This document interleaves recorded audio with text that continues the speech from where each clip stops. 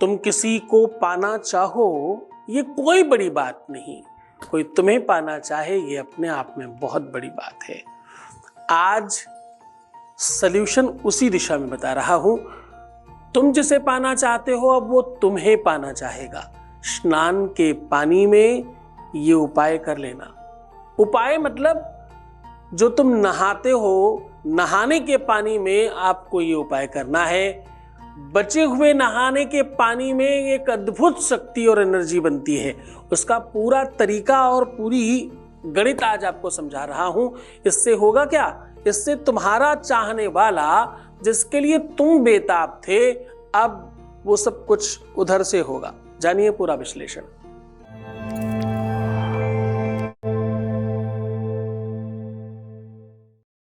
आज की दिशा आगे बढ़ा रहा हूं। कहते हैं कि गंगे च जमुने चैव गोदावरी सरस्वती नर्मदे सिंधु कावेरी जलेस्मिन् सन्निधिं कुरु। नहाने के पानी में अगर आप आध्यात्मिक चीजों को जानते समझते हैं, बहुत सारे ऐसे लोग हैं जो नहाने के पानी में गंगा जल इत्यादि डालकर ही हमेशा स्नान करते हैं, ताकि हमेशा गंगा जमुना सरस्वती नर्मदा अच्छी और शुद्ध नदियों का जल स्नान में मिले। और कदाचित ये नहीं भी कर पाते तो बोरिंग का पानी भी तो वहीं से आता है तो पाताल गंगा ही वहां भी। यद्यपि भावनात्मक स्तर पर जब तुम स्नान करते हो तो ये भाव होना चाहिए, क्योंकि तुम शुद्ध होने जा रहे हो। गंगे तव दर्शनात् मुक्ति। तुम अपने शारीरिक शुद्धि के लिए, मानसिक विशुद्धि के लिए, चेतनाओं को और ऊर्जावान बनाने के लिए स्नान करते हो। जल देवता है, जल को वरुण देवता कहते हैं। जल को हम नदियों के रूप में जानते हैं और पूजा करते हैं। ऐसी परंपरा है हमारे भारतवर्ष में, और ऐसा कहते हैं कि जलाशय को, जिसको भी आप जिसमें जल रखते हो पानी पीने के लिए, जो घड़ा बर्तन जो भी रखते हो जिसमें आप दिन भर पानी पीते हो, कहते हैं उसको सवेरे मांज के, धो के, साफ करके, टीका चंदन करके, आरती करके उसको रखना चाहिए। ऐसी मान्यता रही है हमारे यहाँ।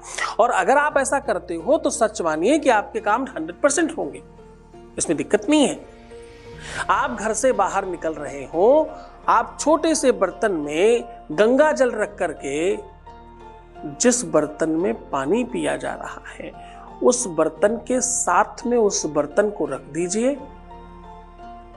एक बूंद इस बर्तन का उस बर्तन में, उस बर्तन का उस बर्तन में जल डाल दीजिए और गंगा जल को उठा करके अपनी आंखों में लगा करके निकल जाइए बाहर। आपका काम होगा ही होगा। जल आपको शैतल्यता ही प्रदान नहीं करता, केवल जल आपको पाप से मुक्त करता है। जब भी आपका विचार खराब तरफ जाने लगे, कुछ बुरे विचार आने लग जाए, आप जाके स्नान कर लीजिए, देखिएगा वो विचार शांत हो जाएंगे। आपको बुरे स्वप्न आते हो, आप रात्रि में स्नान करके हाथ पैर धो करके अगर सो जाएं तो आपको बुरे सपने कम आएंगे, या हो सकता नहीं भी आए। आपको बहुत क्रोध आ रहा हो और आप शांत नहीं हो पा रहे हैं, आप जाके स्नान कर लीजिए, आप देखेंगे थोड़ी शांति मिलेगी आपको, और आप उस वेदना से, उस पीड़ा से बाहर आ पाएंगे। इवन देन स्नान तो बहुत बड़ी बात है, आप सिर्फ एक गिलास पानी पी लीजिए तो भी आपको थोड़ी शांति हो जाएगी। जल का काम है, जल का बेसिक प्रवृत्तिगत स्वभाव है, वो व्यक्ति को, प्राणी को शैतल्यता प्रदान करता है। जब भी आप पानी पीते हो ना, जरा ध्यान से समझना, जो लोग घुटक के पानी पीते हैं ना, ग्लास से ऐसे खींच के, ऐसे घुट घुट करके, हाँ, उन लोगों की भावना सात्विक है, ये परमात्मा ने बनाया है। जितने भी मांसाहारी जानवर हैं वो सब पानी चाट के पीते हैं, घुटक के नहीं पीते। बिल्ली है, शेर है, जितने भी मांसाहारी जानवर होंगे वो सब पानी चाट के पीते हैं, जीभ से पानी पीते हैं,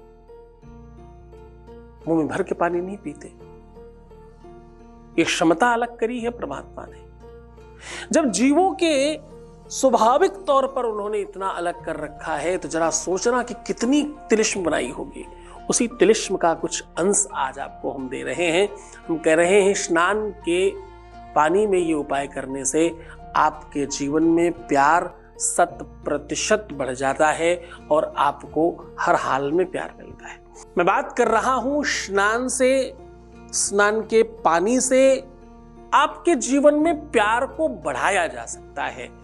आपके मन में नहीं, उनके मन में आपके प्रति लालच लाया जा सकता है। आप बेहतर हैं, इसमें कोई संदेह नहीं। एक दिन तो वो भी था ना जब तुम्हें पाने के लिए वो तड़पते थे। कोई तो बात है तुमने वो बात खो दी है क्या? जरा ठहर कर देखो, थोड़ा संभल कर देखो, तुम जीत सकते हो अभी भी। तुम्हारे लिए लालच क्यों नहीं आएगा उनके मन में? ये भ्रम क्यों पालते हो तुम? इससे बाहर आओ ना। तुम्हारे लिए लालच आ सकता है और तुम जीत सकते हो। तुम में वो क्षमता है, तुम्हारे अंदर वो काबिलियत है, तुमने किया है ये पहले, तुम बिफोर कर चुके हो ऐसा। ये कोई नई चीज नहीं है अब तुम्हारे लिए।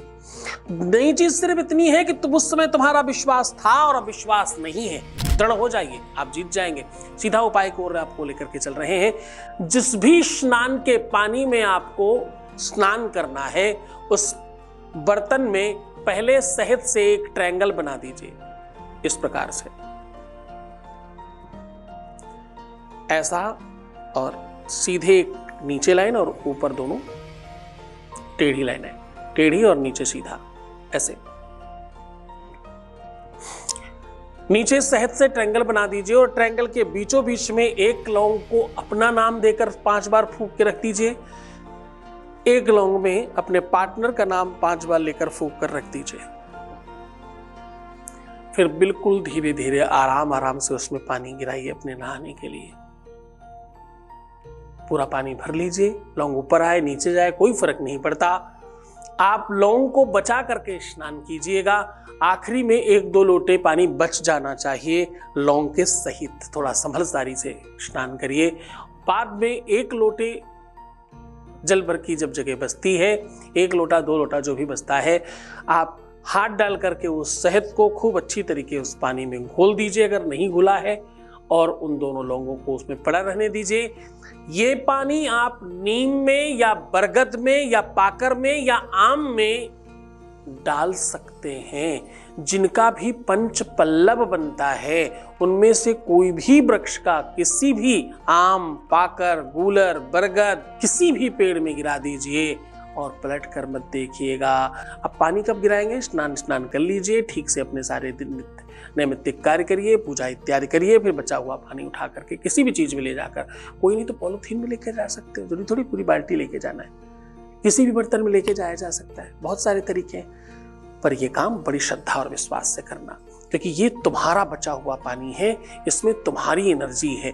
कोशिश करिएगा कि पीपल के वृक्ष से थोड़ा बचें, क्योंकि कदाचित कभी कदार पीपल के वृक्ष में वो वाला पानी चढ़ाने से आपका नुकसान भी हो सकता है। तो पीपल छोड़ के बाकी किसी भी पेड़ में आप ये उपाय कर सकते हैं। पूरे मन से, पूरी श्रद्धा, पूरे विश्वास से करिएगा, आपको तत्काल बेनिफिट होगा। अपने को सकारात्मक करो, खुद का ख्याल रखो। तुम्हें सिर्फ अपना ख्याल रखना है। मैं तुम्हारा, तुम्हारे प्यार का, परिवार का, व्यापार का, सबका ख्याल रख रहा हूं। ओम नमः शिवाय।